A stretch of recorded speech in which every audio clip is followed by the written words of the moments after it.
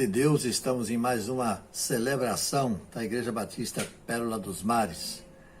Temos o privilégio de ter você como nosso participante nessa oportunidade, mesmo à distância, nos acompanhando, estando conosco. Obrigado porque você já se inscreveu em nosso canal. E se por acaso não o fez ainda, gostaríamos que o fizesse e compartilhasse com outras pessoas também, para que possam estar conosco. Eu quero ler essa oportunidade, o Salmo 61, que diz assim a Escritura. É um salmo escrito para o mestre de música, como um instrumento de cordas, e um salmo do salmista Davi, rei de Israel. Ele diz assim: ouve o meu clamor, ó Deus, atenta para a minha oração. Desde os confins da terra eu clamo a ti. Com o coração abatido, ponho-me a salvo na rocha mais alta do que eu. Pois tu tens sido meu refúgio, uma torre forte contra o inimigo. Para sempre anseio habitar em tua tenda e refugiar-me no abrigo das tuas asas. Pois ouviste os meus votos, ó Deus, e deste-me a herança que concedes aos que temem o teu nome. Prolonga os dias do rei por muitas gerações de seus anos de vida. Para sempre esteja ele em seu trono diante de Deus. Envia o teu amor, a tua fidelidade para protegê-lo. Então sempre cantarei louvores ao teu nome, cumprindo os meus votos cada dia. Esse propósito era o propósito do rei Davi e que deve ser algo que fale bem alto aos nossos corações, em especial nesse tempo que nós vivemos em nossa pátria. E vamos a Deus em oração nesse momento. Quero convidá-lo a comigo orar nesse instante. Senhor nosso Deus, muito obrigado por essa oportunidade, muito obrigado por esse momento, quando podemos cultuar a Ti. Faze, ó Deus, que essa celebração que levamos a efeito agora possa falar aos corações daqueles que hão de participar, ouvindo, seja hoje, seja em outro dia, em outra oportunidade. Seja aqui, seja em qualquer outro lugar do mundo, mas que possa chegar aos corações que necessitam ouvir o que aqui se passa, tanto em termos de páginas musicais, como em termos de palavra, que certamente será muito próprio e especial para esse dia, tempo presente. Que a Tua, Deus, abençoe os nossos corações e as nossas vidas, abençoa a nossa pátria, abençoa, ó Deus, os cristãos que moram nessa pátria, e abençoa o teu povo como um todo, em nome de Jesus. Amém.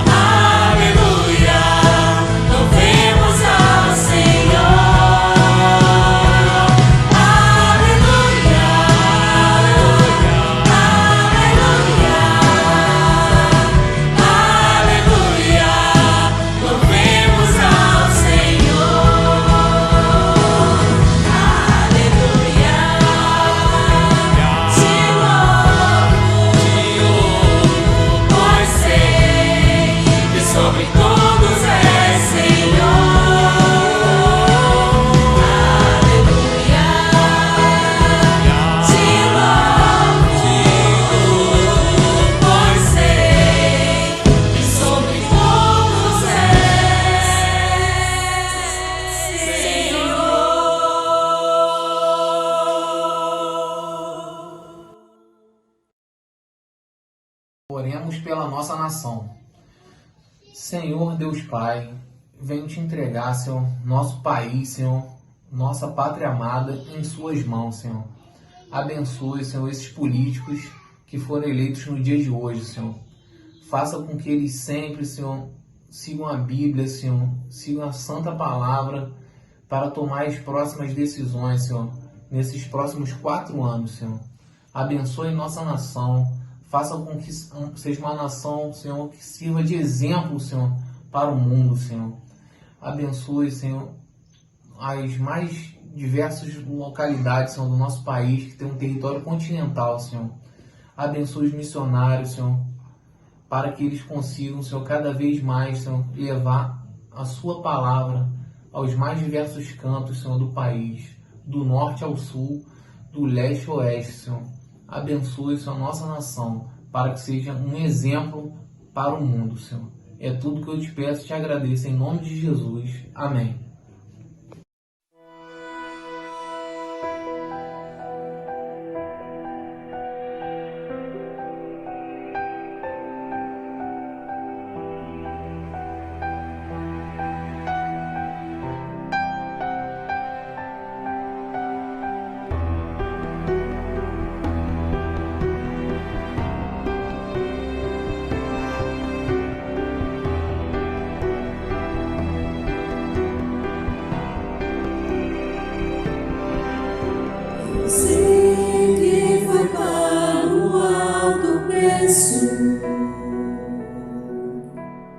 Para que contigo eu fosse o meu irmão. Quando Jesus derramou sua vida, ele pensava em ti, ele pensava em mim, pensava em nós.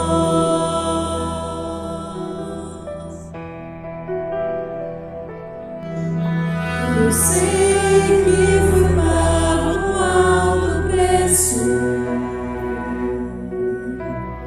para que contigo eu fosse o meu irmão.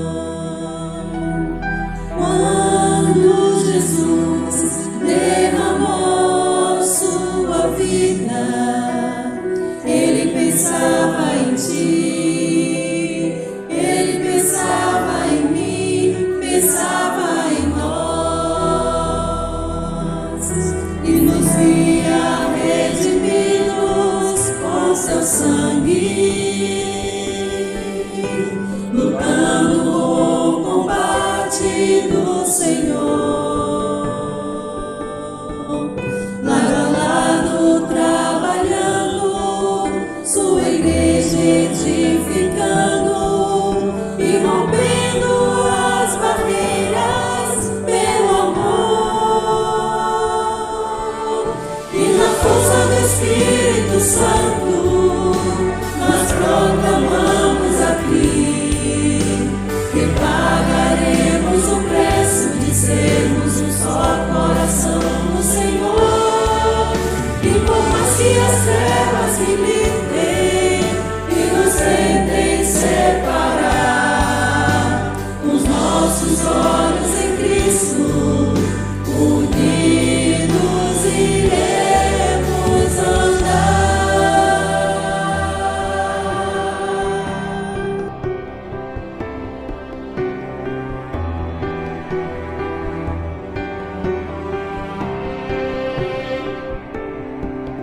E nos via redimidos com seu sangue,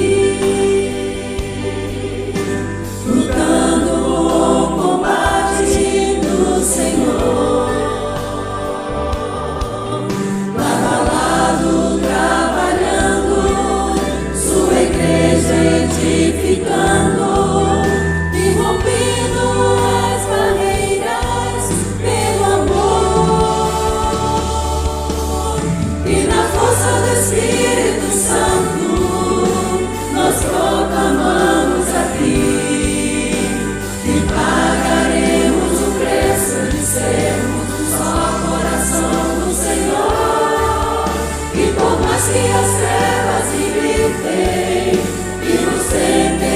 separar. Os nossos olhos em Cristo, unidos iremos andar.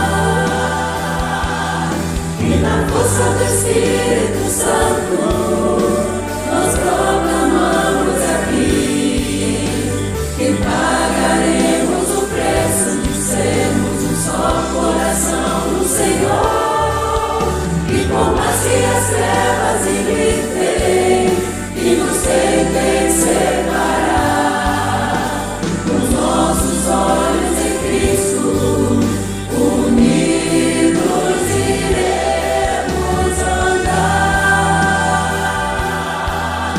Unidos iremos andar. Unidos iremos andar.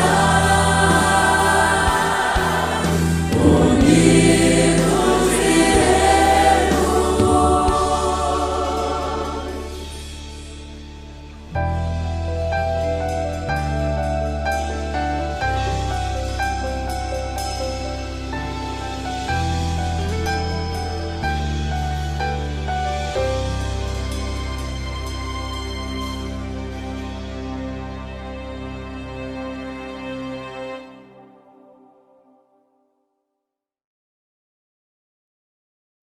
E esse é o momento de gratidão. É o momento de você entregar a sua vida a Jesus, entregar a sua família, entregar os seus bens, os seus projetos, aquilo que você tem no seu coração. Estará passando neste momento um vídeo que é um sonho nosso, um sonho que você pode fazer parte dele. Está aqui também um Pix da igreja, então, se Deus jogar no seu coração, for da sua vontade, quiser contribuir para a nossa construção, estamos sonhando com essa construção que você vai ver aí, um belo vídeo. Então, que Deus abençoe a sua vida. Então vamos ver esse vídeo da construção e logo após nós vamos orar pela sua vida, pela sua família e pelos seus projetos e pelos nossos projetos também. Como agradecer a Jesus o que fez por mim, bênção sem medida, vem provar o seu amor sem fim, nem anjos podem expressar a minha eterna gratidão. Que maravilha, né? Um projeto desse lindo, que não é só a estrutura, temos diversos projetos para botar em prática nessa construção desse prédio. Então, mais uma vez, Deus toca no seu coração de fazer parte desse sonho, desse projeto. Pode entrar em contato conosco. Aqui tem um Pix da igreja aqui no cantinho, tem também na descrição. Então, se for sua vontade, Deus te abençoe. E agora vamos orar pelo nosso Brasil, orar pela gratidão a Deus, pela nossa vida, pela sua vida, pelas nossas famílias, para o Senhor nos abençoar e abençoar todos os nossos projetos. Senhor, nosso Deus e amado Pai, muito obrigado, Senhor, pela Tua presença em nossas vidas, Senhor. Obrigado, Senhor, pela igreja Batista Pérola, Senhor. Obrigado, Senhor, por cada irmão, Senhor, por cada família, Senhor. Obrigado por cada visitante que está aqui hoje, Senhor, está do outro lado da telinha, Senhor, mas estamos juntos no seu propósito, juntos só em oração em Ti, Senhor. Abençoa, Senhor, nossos projetos, Senhor. Abençoa, Senhor, o projeto de construção da igreja, Senhor. É um projeto lindo, Senhor, um projeto que tem tudo, Senhor, para honrar e glorificar o Seu nome aqui na terra, Senhor. Abençoa, Senhor, aquelas pessoas que nos abençoam de alguma forma, Senhor. Nos abençoa também, Senhor, para que a gente possa pôr em prática, Senhor, esse sonho, esse projeto, Senhor, que primeiro nasceu no coração do Senhor, Senhor, daqui a executar, Senhor, a Tua obra. Senhor, obrigado, Senhor, pelo dia de hoje, Senhor, obrigado, Senhor, pelas nossas vidas. Amém.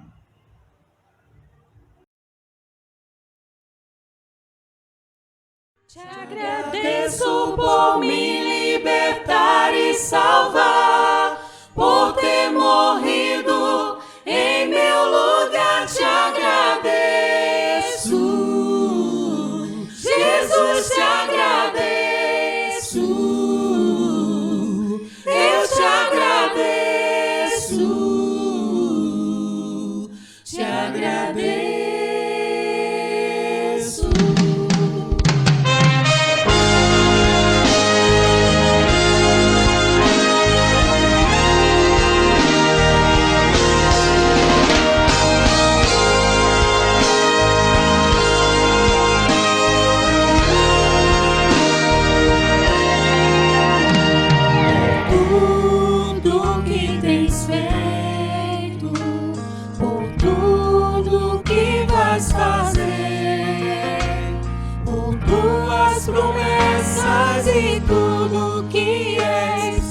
quero te agradecer com todo o meu ser. Te agradeço, meu Senhor. Te agradeço, meu Senhor.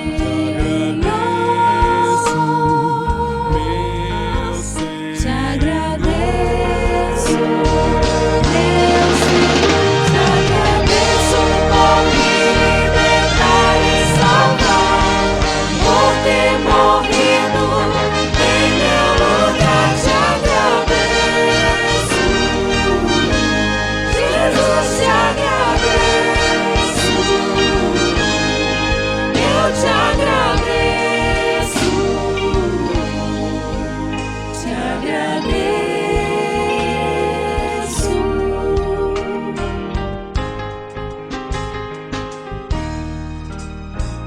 Por tudo que tens feito, por tudo que vais fazer, por tuas promessas e tudo que és, eu quero te agradecer com todo o meu ser.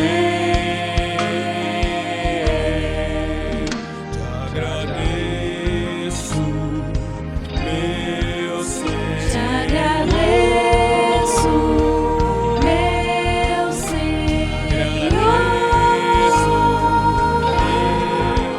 Te agradeço, meu Senhor. Te agradeço por me libertar e salvar, por ter morrido em meu lugar. Te agradeço, Jesus, te agradeço, eu te agradeço, te agradeço, Agradeço, meu te Senhor. agradeço, meu Senhor. Te agradeço, meu Senhor. Te agradeço por me libertar e salvar, por ter morrido em meu lugar. Te agradeço, Jesus, te agradeço, eu te agradeço, te agradeço. Agradeço por me libertar e salvar, por ter morrido em meu lugar. Te agradeço, Jesus, te agradeço, eu te agradeço, te agradeço.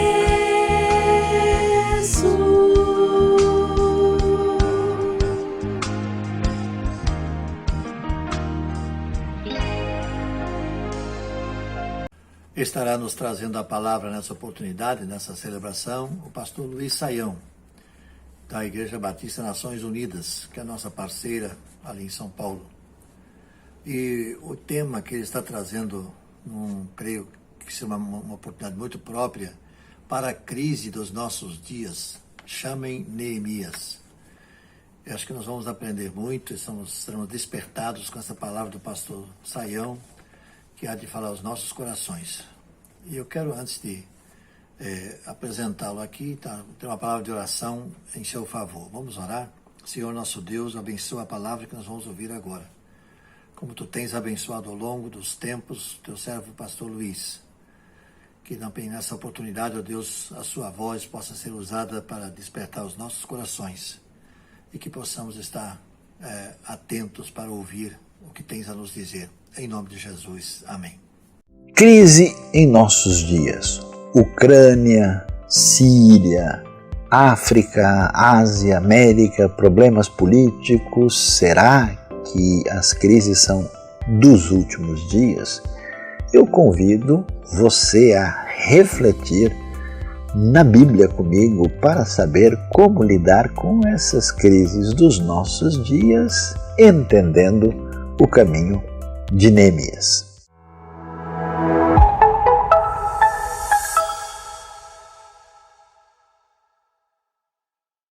Chegou o momento de abrir o nosso coração e o nosso entendimento para receber aquilo que a palavra de Deus tem a nos oferecer no dia de hoje. E vamos olhar com atenção e detalhe para o livro de Neemias, capítulo 5. Na verdade, vamos ler todo o capítulo, são 19 versículos, e o nosso tema de hoje será para a crise dos nossos dias, chamem Neemias. O texto bíblico nos apresenta a seguinte narrativa. Ora, o povo, homens e mulheres, começou a reclamar muito de seus irmãos judeus. Alguns diziam: nossos filhos e nossas filhas somos numerosos, precisamos de trigo para comer e continuar vivos. Outros diziam: tivemos que penhorar nossas terras, nossas vinhas e nossas casas para conseguir trigo para matar a fome. E havia ainda outros que diziam: tivemos que tomar dinheiro emprestado para pagar o imposto cobrado sobre as nossas terras e as nossas vinhas. Apesar de sermos do mesmo sangue dos nossos compatriotas e de nossos filhos serem tão bons quanto os deles, ainda assim temos que sujeitar os nossos filhos e as nossas filhas à escravidão. E de fato, algumas de nossas filhas já foram entregues como escravas e não podemos fazer nada, pois as nossas terras e as nossas vinhas pertencem a outros. Quando ouvi a reclamação e essas acusações, fiquei furioso. Fiz uma avaliação de tudo e então repreendi os nobres e os oficiais, dizendo-lhes: vocês estão cobrando juros dos seus compatriotas. Por isso convoquei uma grande reunião contra eles e disse: na medida do possível, nós compramos de volta nossos irmãos judeus que haviam sido vendidos aos outros povos. Agora vocês estão até vendendo seus irmãos, assim eles terão que ser vendidos a nós de novo. Eles ficaram em silêncio, pois não tinham resposta. Por isso prossegui: o que vocês estão fazendo não está certo. Vocês devem andar no temor do nosso Deus para evitar a zombaria dos outros povos, os nossos inimigos. Eu, os meus irmãos e os meus homens de confiança também estamos emprestando dinheiro e trigo ao povo, mas vamos acabar com a cobrança de juros. Devolvam-lhes imediatamente suas terras, suas vinhas, suas oliveiras e suas casas, e também os juros que cobraram deles, a 100ª parte do dinheiro, do trigo, do vinho e do azeite. E eles responderam: nós devolveremos tudo o que você citou e não exigiremos mais nada deles. Vamos fazer o que você está pedindo. Então convoquei os sacerdotes e os fiz declarar sob juramento que cumpririam a promessa feita.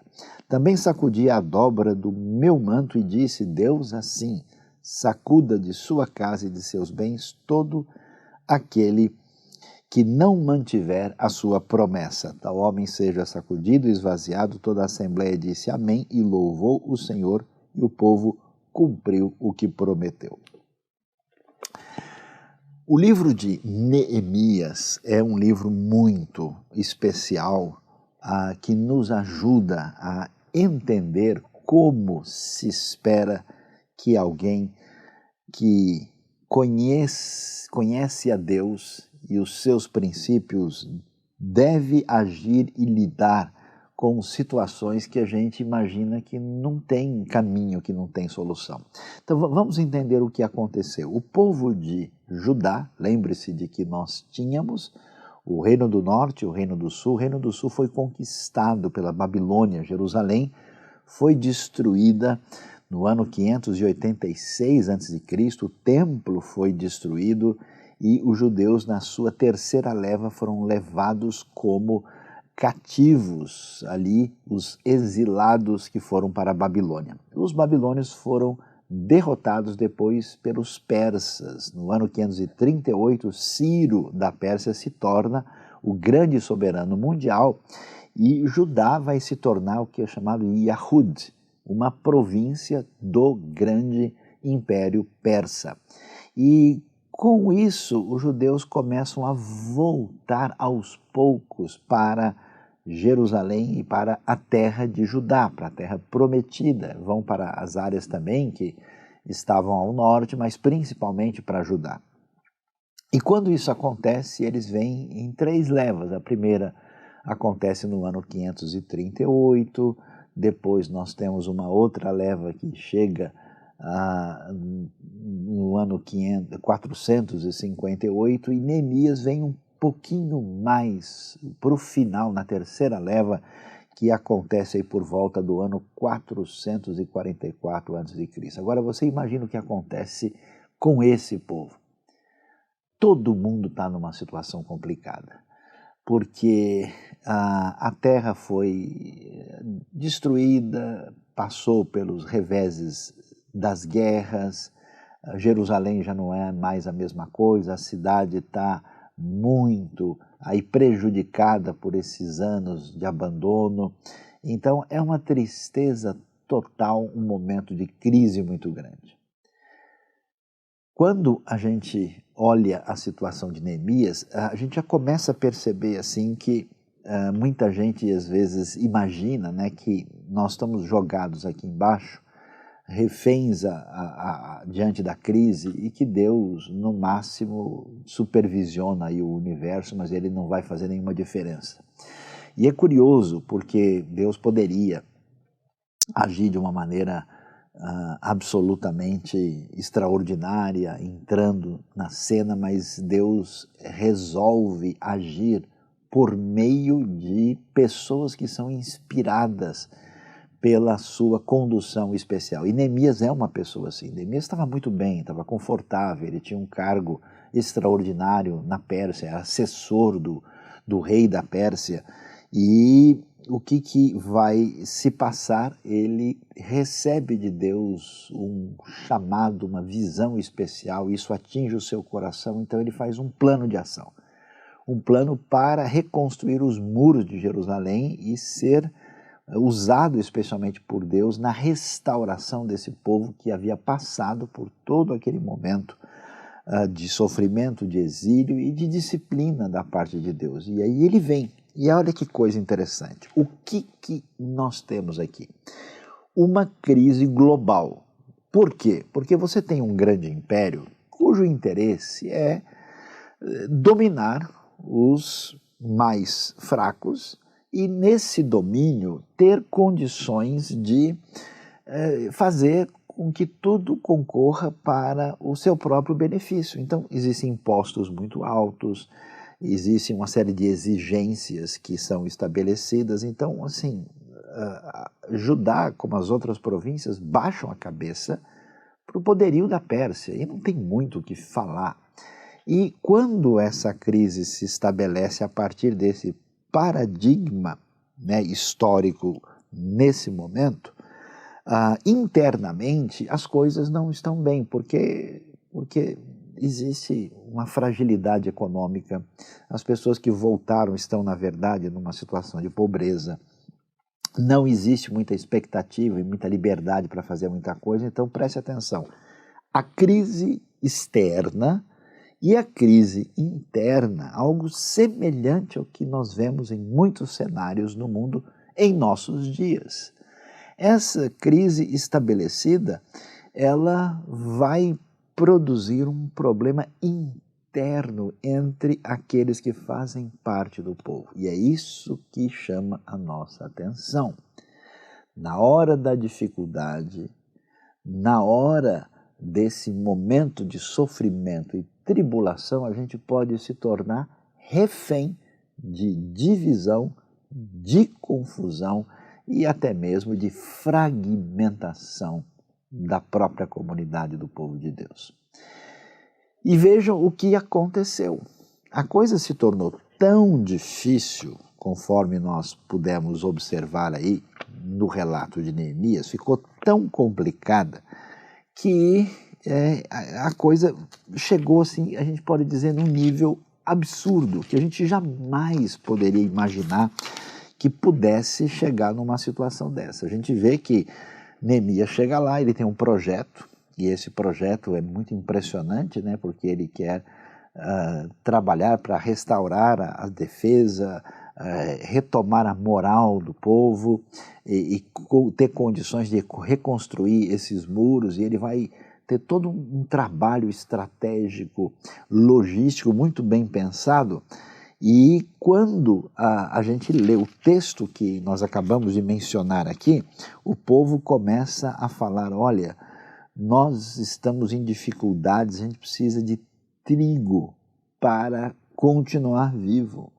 Outros, olha, a gente acabou perdendo as terras, as vinhas, as casas para poder matar a fome. Você imagina que situação terrível, a gente teve que pegar dinheiro emprestado para pagar imposto. Olha que coisa, os persas cobravam imposto muito alto. Se calcula na época que coisa de milhões, né, de dáricos da moeda persa da época, isso era cobrado e depois eles transformavam isso em barras de ouro e formavam a grande riqueza desse um dos maiores impérios poderosos da antiguidade.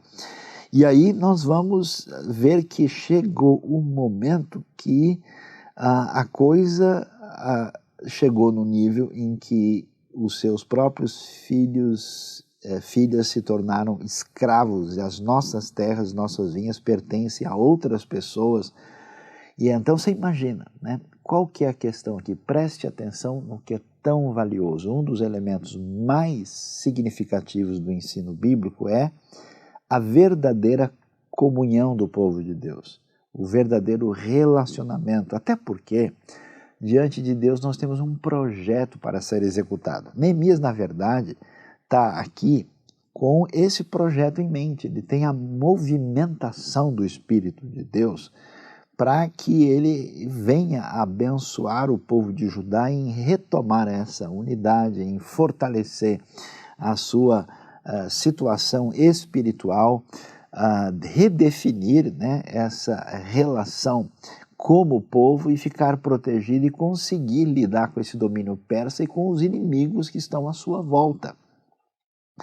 E por isso a coisa mais terrível que pode haver é uma guerra interna. O fogo amigo talvez seja um dos maiores problemas que o povo de Deus tem enfrentado na história. Isso a gente vê no Israel antigo, vemos na igreja primitiva, no Novo Testamento, e vemos na trajetória também da fé cristã através da história.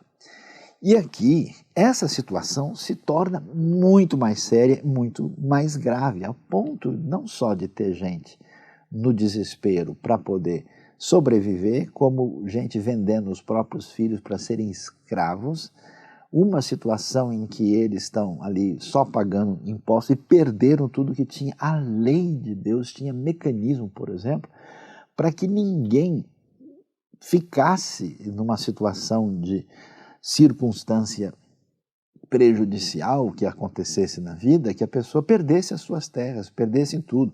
Então havia um mecanismo assim de impedir que uma família caísse numa situação de miséria e pobreza absoluta, com essa consciência social, com fundamento espiritual na dignidade do ser humano. Por isso é absolutamente inaceitável. E aí é interessante, né? Não só Deus se importa com o que está acontecendo, tanto é que ele mobiliza Neemias, como tem mobilizado outras pessoas através da história, como a reação de Neemias chama atenção. Quando ouvi a reclamação e essas acusações, fiquei furioso. Eu acho impressionante como nós, tantas vezes, temos as nossas emoções reféns de circunstâncias completamente inúteis e desnecessárias. O sujeito pagou mais caro por um produto lá, ele fica revoltado. Aquele produto merece a sua fúria. Ou, sei lá, o time dele não está bem no campeonato, ele fica furioso. Ou alguém riscou o seu carro, ele quase põe fogo no mundo. Mas a pergunta é se a gente fica, de fato, aborrecido com coisas que realmente importam. Neemias fica. Ele fica indignado com esse tipo de situação e ele vai agora, até pela sua posição, pela sua função, ele é uma pessoa séria. E a gente precisa prestar atenção nisso. Pessoas que têm, de alguma maneira, alguma condição de fazer diferença por aquilo que Deus permitiu que eles tivessem na sua vida, com o seu grau de influência, com a sua capacidade ou com a posição que Deus lhes dá durante um determinado período na sua vida, eles precisam tomar a decisão certa. E olha o que o Neemias faz, ele vai direto nos nobres oficiais. Olha, pessoal, que é isso? Nesse momento, vocês têm coragem de cobrar juros dos seus próprios irmãos de sangue. Ele marcou uma reunião e diz, não, olha, esse pessoal que foi vendido, nós vamos ter que trazer esse pessoal de volta. Vocês estão até vendendo os seus irmãos. E olha que coisa impressionante, né? Olha o detalhe do texto. Eles ficaram em silêncio, pois não tinham resposta. Então veja que nós precisamos perceber como essas situações de crise vão permitindo uma realidade de fragmentação, de quase assim de autofagia, né? Quando a própria comunidade entra num processo de destruição e reféns do nosso egoísmo e das circunstâncias nas quais a gente se envolve e não tem qualquer interesse de fazer diferença, a realidade se torna absolutamente terrível e pior do que a própria crise. Então Neemias chama atenção. A verdade de que nossa luta contra o mal é permanente e que a visão bíblica é de que o mal entra na história para sabotar o propósito maior divino, ainda que haja uma permissão divina nesse processo, a gente nunca pode se acostumar com a maldade, com o pecado, com a injustiça.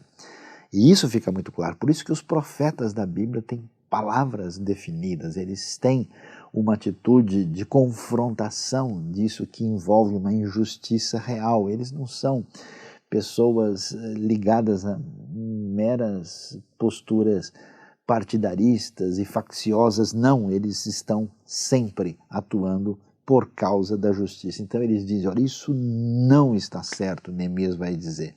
O que vocês estão fazendo, vocês, olha para onde ele chama, vocês devem andar no temor do nosso Deus. Até porque, pessoal, nós carregamos o nome de Deus, nós falamos em nome daquele que nos resgatou e nos deu as suas diretrizes e ao Deus de graça e de salvação, e agora nós estamos virando motivo de piada dos outros povos, somos motivo de zombaria. Vocês não podem continuar fazendo isso.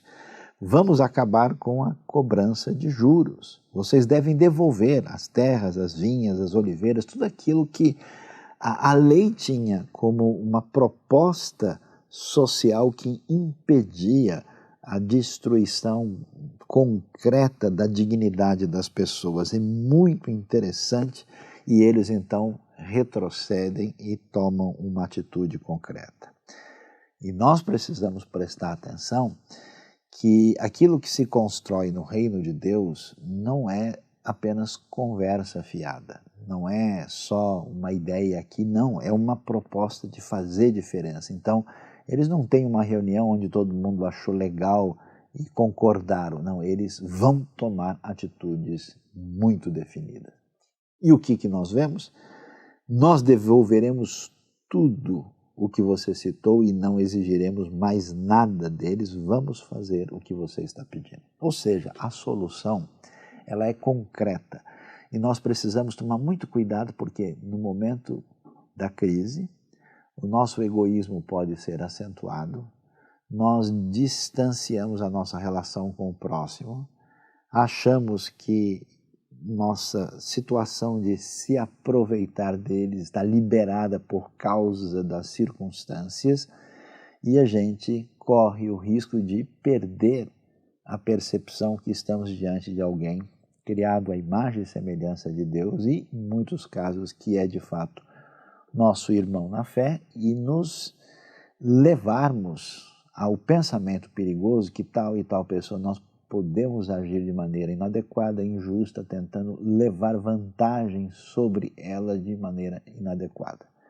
Não podemos abrir mão de valores fundamentais do relacionamento humano por causa de ganho pessoal. A gente não pode abrir mão da ética para, de alguma maneira, passar a perna nos outros, ou se aproveitar do momento das pessoas. Eu acho, muitos anos atrás eu tive uma experiência, eu tinha um carro com problemas e alguém, até mesmo de perfil religioso, usou a expressão comigo dizendo, passa esse carro para frente.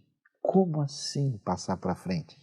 Quer dizer, eu vou mais ou menos enganar a pessoa que não está com problema para que depois o negócio estoure na mão dele? Não se pode fazer isso. Essa postura claramente é confrontada aqui e é interessante. Neemias não deixa barato o negócio. Ele chama os sacerdotes, faz ali todo, vamos dizer, um momento de concretização formal do que está sendo considerado e faz os sacerdotes jurar, né, declarar sob juramento e até vai sacudir a dobra do seu manto, né, para essa cerimônia de confirmação de que as coisas deveriam ser assim, e ali ele faz isso, e aquele que negasse isso, né, aquele que não mantiver a sua promessa, esse homem deve ser sacudido e esvaziado, e a coisa vai na direção certa e correta.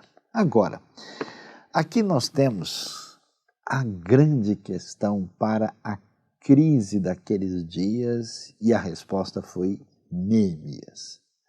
Para a crise dos nossos dias, mais uma vez eu vou dizer, chamem Neemias. A sabedoria bíblica é fundamental. Na primeira parte do capítulo 5, nós vemos o quê? Nós vemos a proposta de correção de Neemias, essa confrontação da fragmentação, da ruptura fraternal e até da exploração entre os próprios irmãos em função do que acontecia na crise externa e na crise interna. Mas veja bem, não é só a correção, não é só a negação do erro, existe uma outra proposta muito séria no texto, que é uma proposta de ação, postura positiva e muito ativa em fazer diferença. Vamos ver a continuação do capítulo 5.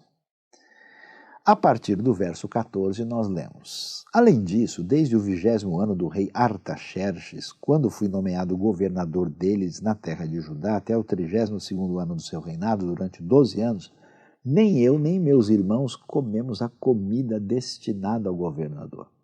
Mas os governantes anteriores, aqueles que me precederam, puseram um peso sobre o povo e tomavam dele 480 gramas de prata, além de comida e vinho. Até os seus auxiliares oprimiam o povo, mas por temer a Deus, não agi dessa maneira.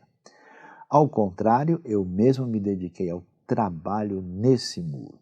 Todos os meus homens de confiança foram reunidos ali para o trabalho e não compramos nenhum pedaço de terra. Além do mais, 150 homens entre judeus do povo e seus oficiais comiam à minha mesa, como também pessoas das nações vizinhas que vinham visitar-nos. Todos os dias eram preparados à minha custa um boi, 6 das melhores ovelhas e aves, e a cada 10 dias eu recebia uma grande remessa de vinhos de todo tipo. Apesar de tudo isso, jamais exigia a comida destinada ao governador, pois eram demasiadas as exigências que pesavam sobre o povo. Lembra-te de mim, ó meu Deus, levando em conta tudo o que fiz por este povo. Como nós podemos observar, o texto do capítulo 5 de Neemias, a partir do verso 14, vai deixar claro qual que é a atitude de Neemias. Então, não se trata apenas da gente observar o que está sendo feito de errado, que precisa parar, mas a pergunta é nem só de conserto de equívocos vive qualquer realidade, é preciso construir efetivamente.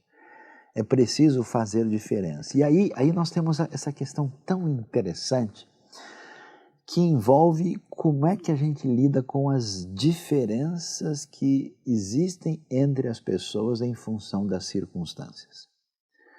Com certeza, as pessoas são diferentes em vários aspectos. É uma ilusão imaginar que as pessoas são todas iguais, que elas têm o mesmo potencial, a mesma capacidade, a mesma condição. Isso simplesmente não se verifica, até porque certas pessoas têm uma situação de vantagem em certos ambientes e outras pessoas em outras situações. Alguns têm dons numa área, outros têm dons em outra. Tem gente que até por uma circunstancialidade acaba, vamos assim dizer, se dando muito bem na vida por causa até daquele momento histórico. Por exemplo, imagina o que é um jogador de futebol no século XX e um jogador de futebol no século III, na Mongólia, né? Essa pessoa não teria qualquer condição de fazer diferença. Então, quem nasceu no século errado, né, não pode usar as mesmas habilidades como utilizou num determinado contexto. Agora, essas diferenças que se traduzem num problema social, como é que a gente lida com isso? A Bíblia tem a diretriz. Ao mesmo tempo em que as diferenças das pessoas são reconhecidas, há uma proposta muito clara de igualdade essencial entre todos, por causa da ideia da dignidade do ser humano. Porque cada pessoa é feita à imagem e semelhança de Deus, e cada pessoa é amada por Deus, e Deus se importa a ponto de oferecer a sua salvação a todos aqueles que recebem e creem na salvação trazida pelo Senhor. A gente vê que não existe nenhuma possibilidade de questionamento dessa igualdade essencial. Mas e quando as coisas saem diferentes? É muito interessante a maneira que o texto bíblico diz. Como é que lida com isso? A gente não abre mão da nossa união. Veja que a igreja, por exemplo, é o corpo de Cristo. Existe uma ideia de interdependência, ao contrário de que muita mentalidade moderna que diz o seguinte, se tem um grupo diferente do outro, a gente precisa estabelecer um conflito, acentuar essas diferenças para, de alguma maneira, ganhar aí dividendos dessa situação de oposição, de ruptura, de fragmentação belicosa. A Bíblia nos chama a aproximação, nos convida a uma troca de experiência, né? Todos os que fazem parte do corpo são importantes e compõem essa unidade. Esse raciocínio nos leva a uma situação diferente, que é uma situação de ver onde estão os nossos pontos mais fortes que Deus nos deu para que eles sejam encaminhados como um canal de bênção na vida de outra pessoa. Por isso, você que faz parte da comunidade da fé, a pergunta é: como é que você pode ajudar? Ninguém é tão limitado que não possa ajudar em nada. Eu tenho ficado impressionado com pessoas com pouca formação, vamos dizer, acadêmica, com limitação física, com uma série de situações onde a gente diz, essa pessoa tem muito mais a receber do que a doar, e não é que essa pessoa surpreende. Eu me lembro de uma senhora idosa, lá na parte norte do Brasil, sem nenhuma capacidade acadêmica, não sabia nem ler, nem escrever, e ela quebrava ali coco de babaçu, tirada daquela região, E o seu maior desejo era entregar uma oferta missionária. E na sua limitação e simplicidade, ela dizia, olha, as bênçãos de Deus vêm dos pés de pau, que nos dá jeito de ajudar as pessoas que vão falar da palavra de Deus. Como é que uma pessoa tem um coração desse jeito? Era de mexer com as emoções de qualquer pessoa. Por isso, a pergunta é, o que Deus deu a você? O que Deus deu a mim? O que a gente tem na nossa capacidade física, artística, de ensino, de misericórdia? O que eu posso fazer? Esse é o oxigênio libertador da nossa vida, fazendo com que a gente tenha esse caminho diferenciado. E o que é espetacular? É que isso é mais difícil quando a pessoa está numa posição onde ele pode ampliar o seu próprio egocentrismo e desfrutar da sua posição favorável. Vamos falar a verdade cá entre nós? Por que uma pessoa que é abençoada financeiramente precisa comprar um automóvel de 500 mil reais? Por que uma pessoa precisa de 3, 4 casas? Tudo bem, a pessoa tem liberdade de fazer isso, mas se você imagina a sua vida limitada num cenário onde a prioridade é o reino de Deus, na necessidade, assim como a crise, o que a gente vai fazer com isso? O que uma pessoa vai fazer com uma bolsa que custa 6 mil reais? O que uma pessoa vai fazer com um relógio que custa 10 mil reais? Faz sentido esse cenário? A pessoa tem liberdade, mas não sei se seria o melhor encaminhamento para os seus recursos. Pois é, olha o que o Neemias faz, ele vai dizer o seguinte, pessoal, querem saber de uma coisa? A grande verdade é, quando eu fui nomeado governador, primeira coisa, a gente parou de comer coisas que tivessem um valor muito elevado. Não tem condições. Diante da crise, do cenário, o pessoal pensando em vender os filhos para poder ter pão. E aí o pessoal, naquelas mesas assim de fechar o comércio, vamos assim dizer, ele diz, não, eu parei de gastar a comida do governador. Olha, mas o pessoal que estava antes de mim, não só eles faziam isso, mas o que eles fizeram? Botaram peso sobre o povo e cobravam desse povo quase meio quilo de prata. Imagina, se o pessoal não tinha nem o que comer, e além de comida e vinho, até os auxiliares oprimiam o povo. E é interessante, o que diz Neemias? Por temer a Deus, não agir dessa maneira. Então a pergunta para nós aqui é essa, né? Quem é que vai resolver a crise dos nossos dias? Aqui Deus vai usar Neemias. A crise dos nossos dias, na verdade, está nas nossas mãos, na minha mão, na sua mão. E quando a gente muda, veja que esses poderosos, os seus auxiliares imitaram o seu comportamento. Não é interessante como certas pessoas criticam tanto a opulência e a postura de certas pessoas numa posição social maior, e quando a pessoa tem a oportunidade, ela imita e faz a mesma coisa.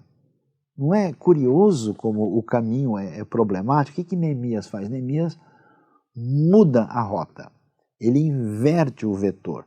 Ele não pensa da maneira como os outros pensavam. E por quê? Porque ele teme a Deus. A verdadeira espiritualidade, a verdadeira relação com Deus, que está em sintonia com o projeto de Deus, com o reino de Deus, ela se reveste de uma atitude prática marcada por compromisso com a missão, com o altruísmo, com a proposta de fazer diferença no reino de Deus. Ao contrário, Neemias diz, eu mesmo me dediquei, interessante, ao trabalho nesse muro. Quanto elitismo, quanta atitude desnecessária. Tem gente que, até para a gente falar com a pessoa, você precisa dizer não sei quantos nomes e títulos na frente. só para marcar esse distanciamento social desnecessário. No caso dos títulos religiosos, então, a gente nem sabe mais o que dizer, né? Tem agora, antes as pessoas, no tempo do apóstolo Paulo era tranquilo, Paulo, né, apóstolo de Cristo, e apóstolo nesse momento significa mandado por Cristo. Não tinha nenhuma ideia de eu sou uma pessoa diferenciada acima dos outros. Aliás, ele gosta de assinar a carta no final e mandando assim a informação que ele é servo de Deus, que ele é escravo. E hoje, muitas vezes, você vê pessoas buscando títulos cada vez mais marcados por um diferencial de pretensa superioridade. Não faz sentido. O que a gente vai ver aqui é que Neemias está olhando para o quê? Olhando para a necessidade do trabalho e olhando para o que precisa ser feito. Por isso, ele mesmo vai trabalhar no muro. Imagina, o cara está no palácio da Pérsia. Ele vai sujar a mão agora, pegando tijolo aqui, e ainda, né? Duvido que as mãos de Neemias estivessem lá muito preparadas para esse tipo de trabalho. Mas ele vai fazer isso, e é interessante, né? Todos os meus homens de confiança foram reunidos ali para o trabalho e nós não compramos nenhum pedaço de terra. Aliás, estava barato, podia aproveitar para investir, porque nesse momento a coisa está totalmente complicada. E aí a gente vê tudo o que acontece. Em vez de gastar nota alta nos restaurantes melhores ali, Neemias vai fazer o quê? Ele vai chamar o pessoal para comer na casa dele e ele vai pagar o almoço para todo mundo. E eles comiam à minha mesa 150 homens, como também pessoas das nações vizinhas que vinham visitar-nos. Todos os dias eram preparados à minha custa, um boi, 6 das melhores ovelhas e aves, e cada 10 dias uma remessa de vinhos de todo tipo. Ele jamais exigiu a comida destinada ao governador, porque as exigências sobre o povo, ele diz, eram demasiadas. Então, preste atenção como é que a gente resolve a crise. A crise dos nossos dias, chamem Neemias. Não se trata de uma coisa que vai acontecer, como se diz, num nível simplesmente sistêmico, porque esses são milhões de pessoas que afirmam ser discípulos de Jesus. Se são milhões de pessoas comprometidas com o bem maior, pessoas que têm uma consciência social, espiritual e que querem fazer do mundo um lugar melhor a partir das referências do Evangelho e da Palavra de Deus. Se essas pessoas em grande quantidade começam a fazer diferença, meu amigo, é uma coisa impressionante.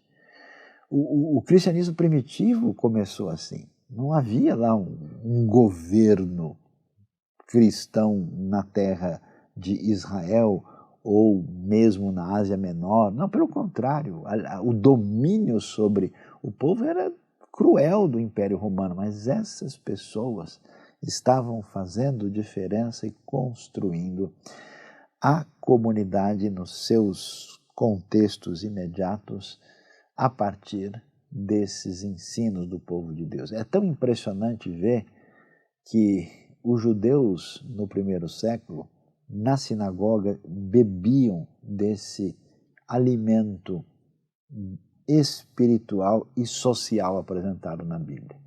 E é interessante que é muito difícil imaginar que nesse contexto você tem judeus sendo atraídos para ir para o paganismo, porque o paganismo era legal, a pessoa podia fazer o que quisesse. E muito menos judeus querendo se converter à religião greco-romana. Mas uma quantidade grande de gente de perfil grego, romano, de outros povos, olhavam para a sinagoga, para os ensinos bíblicos e falam, peraí, esse negócio aqui está chamando a nossa atenção. Olha, essas pessoas pensam diferente. Olha, o Deus deles tem uma proposta que não é o que a gente conhece. E isso começa a atrair essas pessoas para serem prosélitos, para serem tementes a Deus. E quando o Messias, Jesus, chega e isso entra numa dimensão ampla de divulgação da mensagem do Evangelho, então a gente vê o cristianismo primitivo crescendo acentuadamente por causa da qualidade de vida dessas pessoas. Então a minha pergunta hoje é o seguinte: o que você vai fazer da sua vida? O que você faz no momento de crise? Você fica reclamando, metendo a boca em tudo? Você se coloca numa posição assim, digamos, negativa, dizendo, tudo uma porcaria mesmo, não tem jeito e tal, e tipo, vamos jogar a toalha e vamos, né, esquecer e colocar a cabeça em outro lugar para a gente não sentir a dor? Ou você, no nível daquilo que está nas suas mãos, faz diferença? Se alguém de fato comprometido com o reino de Deus está numa posição política, numa posição na área de educação, numa posição empresarial, numa posição como alguém que está num trabalho comum, um operário, no dia a dia, na área de esportes, essa pessoa tem a oportunidade de ser o que Jesus disse que nós somos, ser sal e luz. E o sal, a gente não joga, né, 1 quilo de sal no prato de ninguém, né? Pelo menos se você considerar bem a pessoa, né? Mas sal a gente põe um pouquinho, né? Porque ele só faz a diferença com pouca coisa.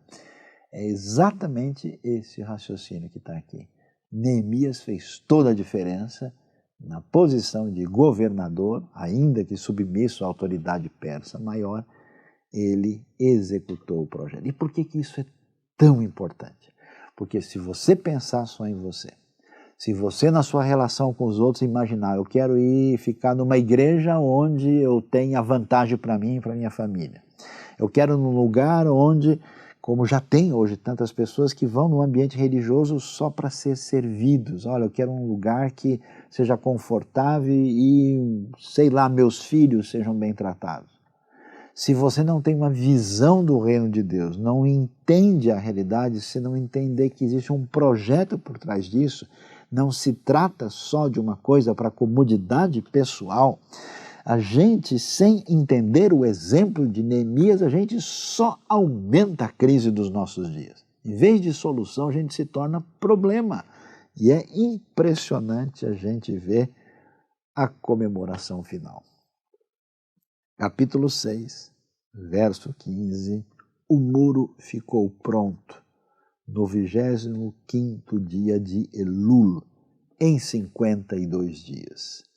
Quando todos os nossos inimigos souberam disso, todas as nações vizinhas ficaram atemorizadas e com orgulho ferido, pois perceberam que essa obra havia sido executada com a ajuda do nosso Deus. Cada geração da história tem a oportunidade de ser bênção diferenciada da parte de Deus. Querem saber a verdade? A crise dos nossos dias, ela faz parte das crises, dos conflitos e porfias que sempre os homens estarão construindo na história. A gente, aqui, pouco tempo atrás, existiu Primeira Guerra Mundial, pouco tempo depois, Segunda Guerra Mundial.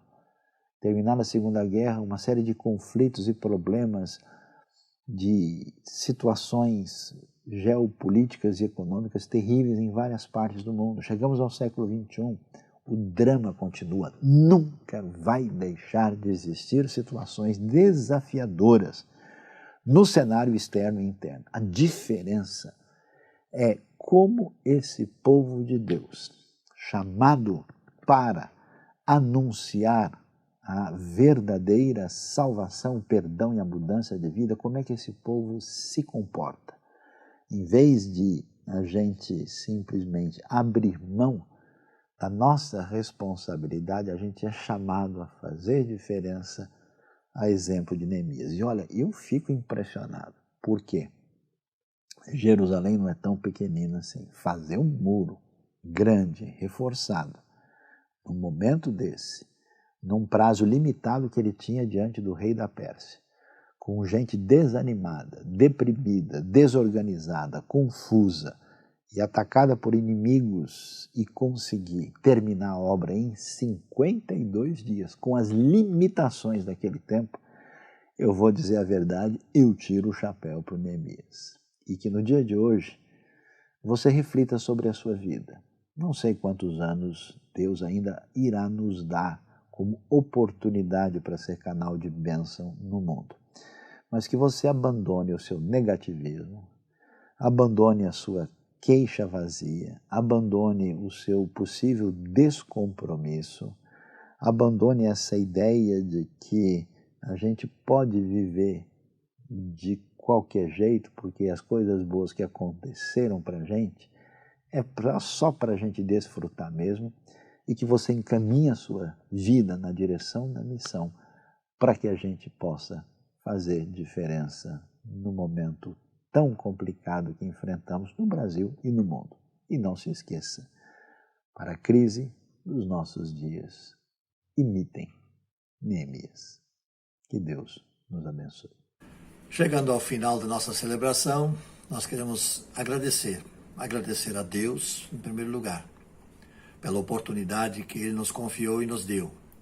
Mas agradecer também a você que esteve conosco e há de compartilhar essa programação com outras pessoas que são do seu hall de amigos, conhecidos e colegas. Passe para eles também, que eles possam também ter a oportunidade de ouvir o que você ouviu e que certamente há de fazer diferença nas suas vidas. Que Deus, pois, abençoe a sua vida. Vamos concluir orando. Senhor, nosso Deus, muito obrigado, porque Tu és o nosso Deus. E que Tu podes nos orientar em tudo. Tu podes estar e queres estar conosco também na hora da crise. Obrigado pela palavra que nós ouvimos nessa oportunidade. Obrigado por cada página musical, por cada parte dessa celebração. Que seja tudo, ó Deus, tudo que aqui foi feito, seja para a honra e glória do Teu nome, para louvor e glória do Teu nome aqui na face da terra e para a nossa edificação espiritual. Nós oramos agradecidos em nome de Jesus. Amém. Junto a Ti, Teu amor me envolve,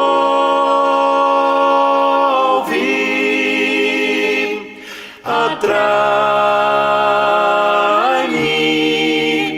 para o Teu lado estar. Espero em Ti e subo como águia nas asas do Espírito. Contigo voarei no poder do Teu amor.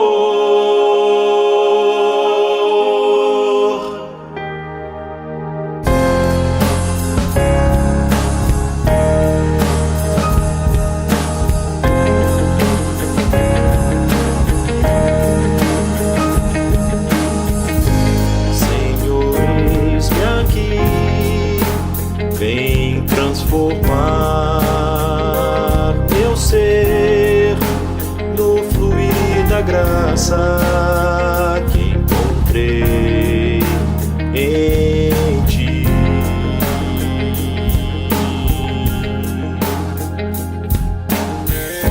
Senhor, descobri que as fraquezas que há em mim podem ser vencidas no poder do Teu amor.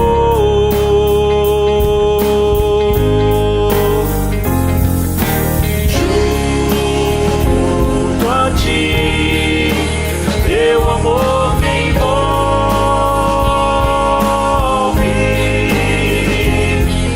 atrai-me para o Teu lado estar.